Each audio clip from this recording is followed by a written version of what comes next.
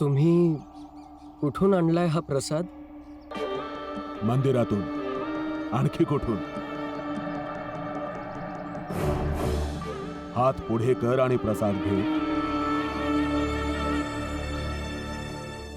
प्रचंड देवजी, श्रद्धा तोपर्यंत चांगली असते जोपर्यंत ती इतरांना त्रास देणार नाही. परंतु तुम्ही लोकांनी श्रद्धा आणि धर्माच्या नावाखाली जो पाखंड माजवलेला आहे, मला त्याची अडचण आहे.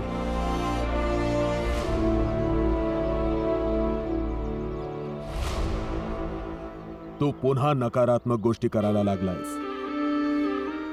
आता यात तुला खोटेपणा, फसवणूक कुठे दिसते? काय आहे ना प्रचंड देवजी, हे तर मलाही माहिती आहे की नियमानुसार देवासमोर चढवलेल्या प्रसादाच्या डब्यावर चंदन किंवा कुंकू असतं. ते कसं दिसतं हे मलाही माहिती आहे आणि ह्या सगळ्या लोकांनाही माहिती असेल. परंतु हा डब्बा कुठल्याच प्रकारे प्रसादाचा डब्बा वाटत नाही.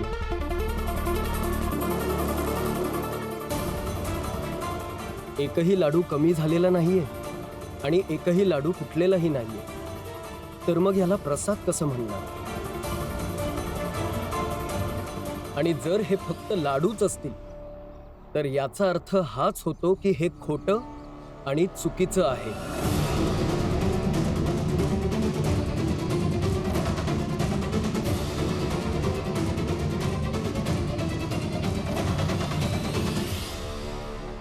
हो बरोबर, हा मंदिरातला प्रसाद तर वाटत नाहीये.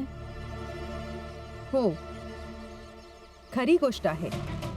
देवाला अर्पण केलेल्या प्रसादाच्या डब्यात सगळा प्रसाद इतका साबूत नाही राहू शकत.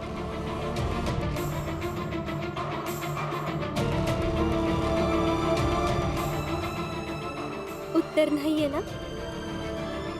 मग जा, नको आहे आम्हाला तुमचा प्रसाद.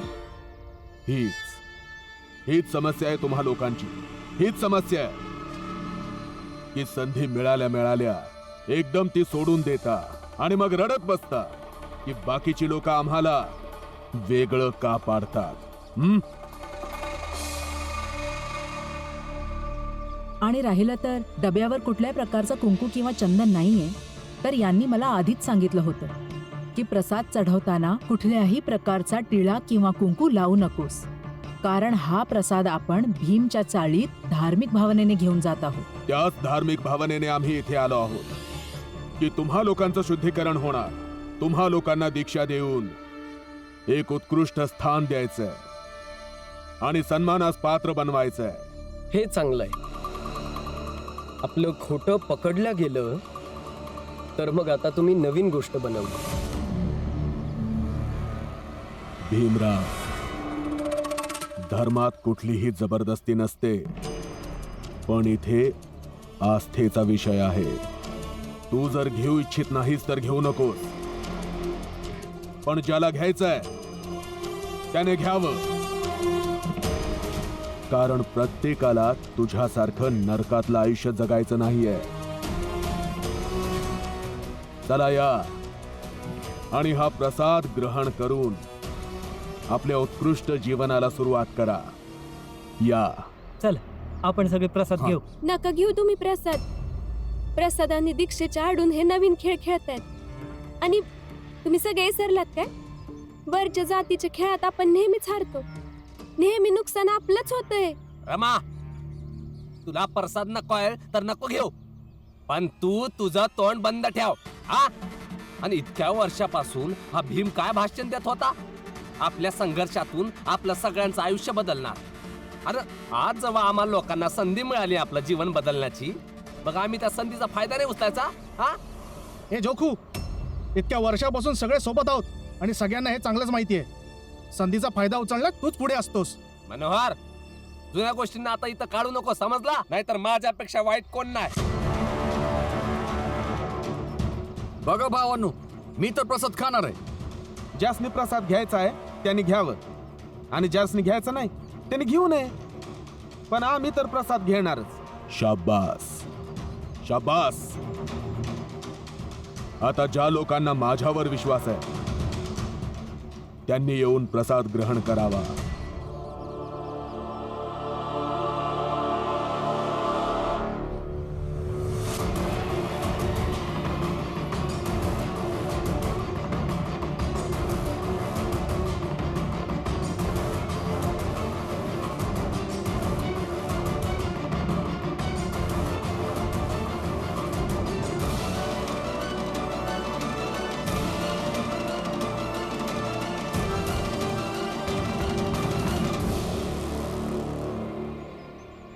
नको घेऊ.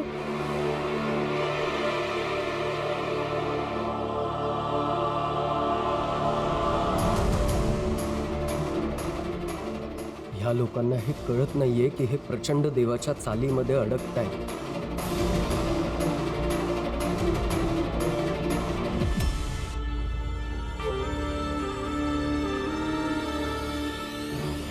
भीमराव, हुशार तर तू खूप आहेस, पण मी पण मूर्ख नाही. आता बघत जा, असा डाव टाकलाय की तुझ्या चाळीत तुझेच लोक तुलाच खालच्या जातीचा म्हणून हिणवतील. बस आता वाट बघ.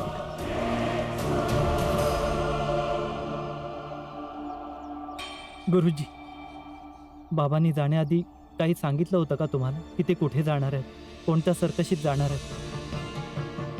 मला बाबांना काहीही करून घरी घेऊन यायचं आहे. परंतु का आनंद? आणि तू असा घाबरल्यासारखा का बोलतोयस? घाबरलो नाहीये गुरुजी, दुःखी आहे, रागात आहे, पण त्याही पेक्षा स्वतःची लाज वाटते. कारण बाबा घर सोडून सर्कशीत वही खात्याचं काम करायला नाही, उलट स्वतःला त्रास देण्याचं काम करायला गेले. स्वतःला त्रास देण्याचे काम? हो गुरुजी.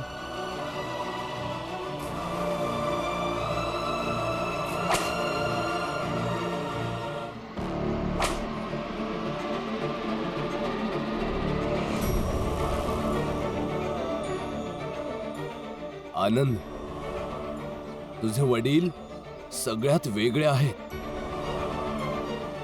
परंतु तुझ्या अशा रडण्याने रामजी नाही सापडणार. आनंद येतील.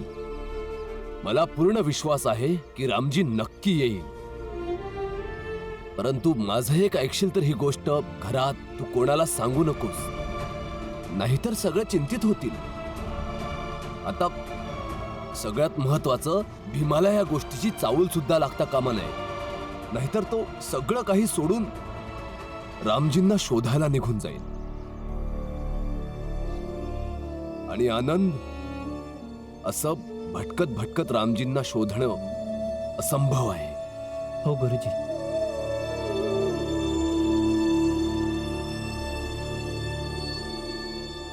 तुझ्या बाबांनी हे अजिबात बरोबर केलं नाहीये लक्ष्मी. मला न सांगताच निघून गेले आणि चांगलंच ओळखते मी त्यांना. जर ते रागात गेलेत असतील तर लवकर परत येणार नाही. जिजाबाई, तुला वाईट कुठल्या गोष्टीचं वाटतंय? भाऊ घर सोडून गेले याचं, की तुला सांगून गेले नाहीत याचं? आत्या, ना तुम्ही माझा जाऊबाई आहात, ना तुम्ही आईच्या जाऊबाई आहात. मग का तुम्ही बघावं तेव्हा असं टोमणे मारत राहता? आभार मान की मी तुझी जाब नाहीये. तुमच्या दोघींचं नशीब चांगलं आहे की तुम्हाला पती आणि परिवार दोन्ही चांगलं मिळालं. म्हणून आपल्या पतींच्या सोबत राहा, त्यांना तुमची साथ द्या आणि त्यांना बी आपल्या सोबत ठेवा.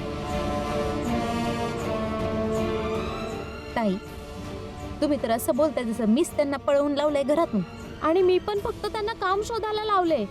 कुठली पत्नी आपल्या नवऱ्याला असं सांगणार नाही? जिजाबाई, कोणी म्हटलं की तू भाऊंना पळवून लावलंयस, पण तू त्यांची साथ दिली असतीस तर ते तुला सांगून गेले असते, सांगूनच गेले असते. तू तेव्हा त्यांना थांबवू शकली असतीस.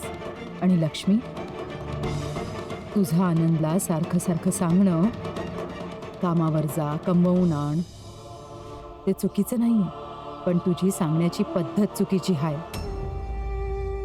तुला अंदाज बी नाहीये तुझ्या या सवयींमुळे आनंदला काय काय भोगावं लागतं.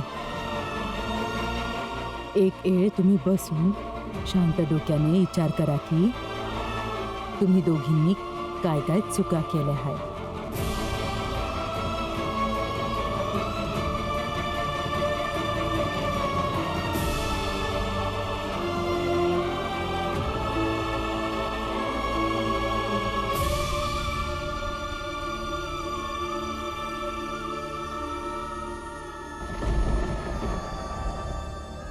हे काम करत होतात ना बाबा तुम्ही, मी पण करणार. आणि तोपर्यंत करणार जोपर्यंत तुम्ही परत येत नाही.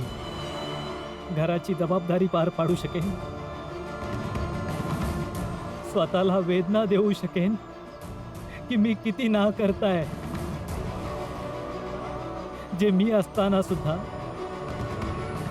माझ्या बाबांना हे सगळं करावं लागतं.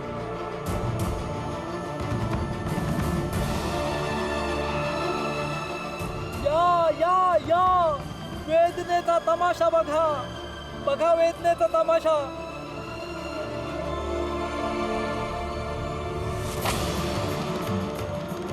तू कोणाला बघितलेस हातात रश्शी घेऊन स्वतःला मारताना? तेच काम तुझा बाप रामजी करायचा.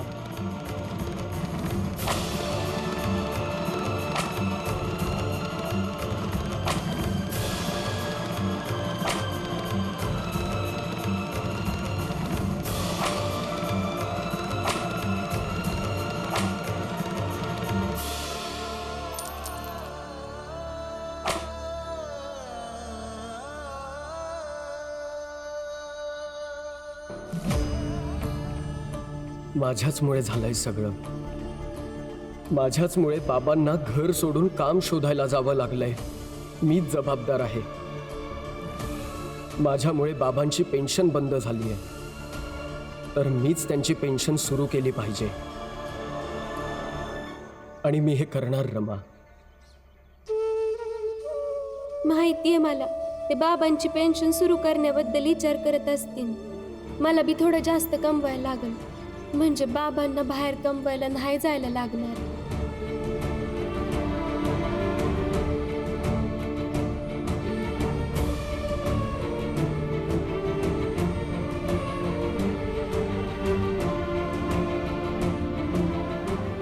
काकी, मला ह्याच्या बरोबर अजून दुसरं काही काम देऊ शकता का?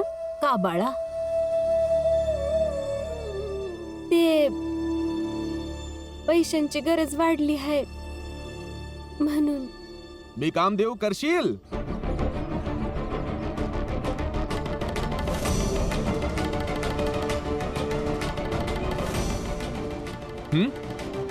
मी काम देऊ, करशील? भीमने मला आव्हान दिलं होतं की तो 20 मुलं एकत्र करून आणेल आणि फॅक्टरी मालकांवरती गुन्हा दाखल करेल. शंकर, शंकर! शंकर आतच आहे. मला आतमध्ये जाऊ. शंकर आतमध्ये नसेल, आपण शोधूयात. अहो, तो आतच आहे. थांब रमा, तू थांब जरा. बाबा, बाबा, शंकर नाही सापडत आहे.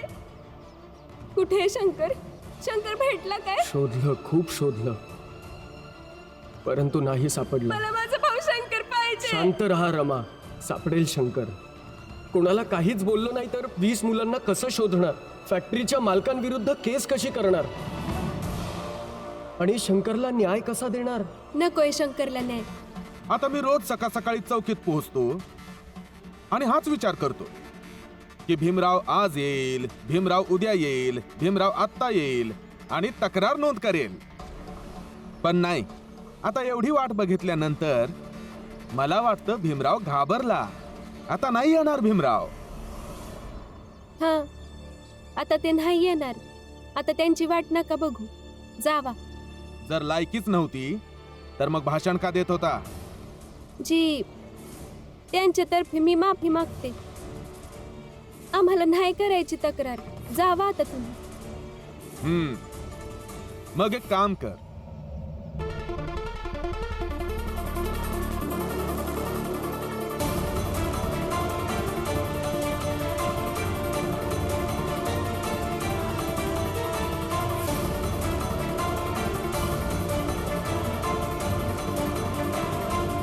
हा कागद उचल आणि या कागदावर तू त्या भीमरावकडून माफीनामा लिहून आण. विषय संपला. हे सगळं तुम्ही यासाठी करताय ना, की त्यांना आणखी अपमानित, कमकुवत आणि हातबल वाटावं म्हणून? यासाठीच करतोय, जेणेकरून त्या भीमरावचा अपमान करू शकेन, हातबल करू शकेन. यासाठी मी उद्या पुन्हा येईन माफीनामा घ्यायला.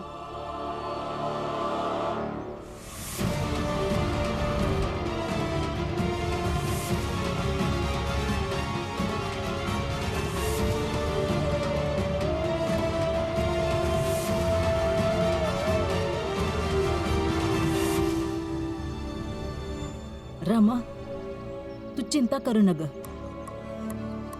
भीमकडून या कागदावर माफीनामा लिहून घे. गोष्ट फक्त लिहायची नाहीये काकी, ते योग्य गोष्टीसाठी माफीनामा नाही लिहणार. आणि मी त्यांना सक्ती केली तर मी माझ्या नवऱ्याचं मन दुखवून त्यांच्या स्वाभिमानाला ठेच पोहोचवेन.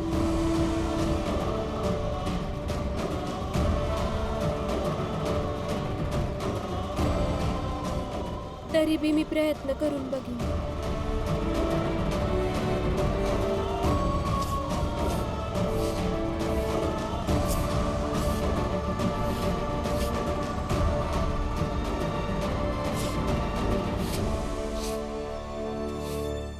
आपण सगळे नाही, तुमच्या छोट्या भावामुळे, भीमरावांमुळेच तर बाबांची पेन्शन बंद झाली ना, मग निघून गेले.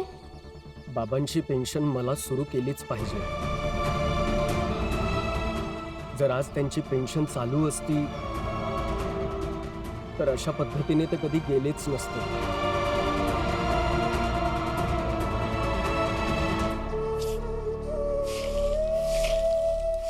ते तर कधीच नाही होणार. आणि हा, नरोत्तम जोशी बरोबर बोलत होता. तू मूर्ख आहेस.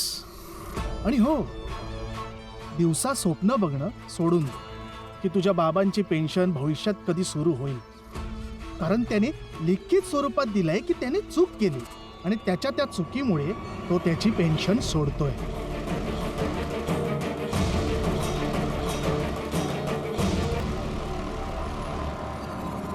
हे बघा, तुम्ही काहीही म्हणा,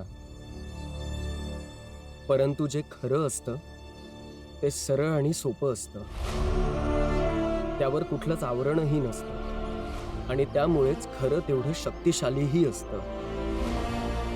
बाबांची पेन्शन सुरू करणार मी. तुम्ही फक्त बघत राहा. असं वाटतं की नरोत्तम जोशींच्या आवाक्याचा तुला अंदाजा नाही. विचार कर ना, एक सामान्य अशा भांडणाला जोशींनी असं बदलून टाकलं की तुझ्या बाबांची पेन्शन बंद झाली. अच्छा सोड. ऐकलंय की तुझ्या चाळीतले सगळे लोक प्रचंड देवजींकडून शिक्षा घेत आहेत म्हणे. सामूहिक यज्ञात भाग घेत आहेत. तू पण घे ना. नाटक का करतोयस? नाटक नाहीये हे. ही प्रत्येकाची वैयक्तिक बाब आहे. धर्म आणि मान्यता प्रत्येकाच्या इच्छेनुसार असली पाहिजे. आणि त्यामुळे ह्या क्षणी ज्याला जे योग्य वाटतंय तो ते करतोय. नरोत्तमची तब्येत खराब आहे. एकदा का तो ठीक झाला मग तो तुला तुझी तत्व सांगेल. जसा आजपर्यंत सांगत आलाय. चला.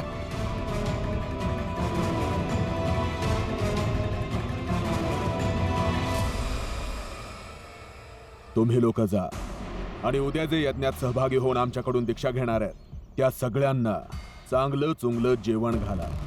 त्यांना काळे काळे कपडे द्या, जे घालून ते उद्या यज्ञ करतील. त्यांना असं वाटू द्या की उद्यापासून त्यांचं जीवन बदलणार आहे. जा. हो जी. चला.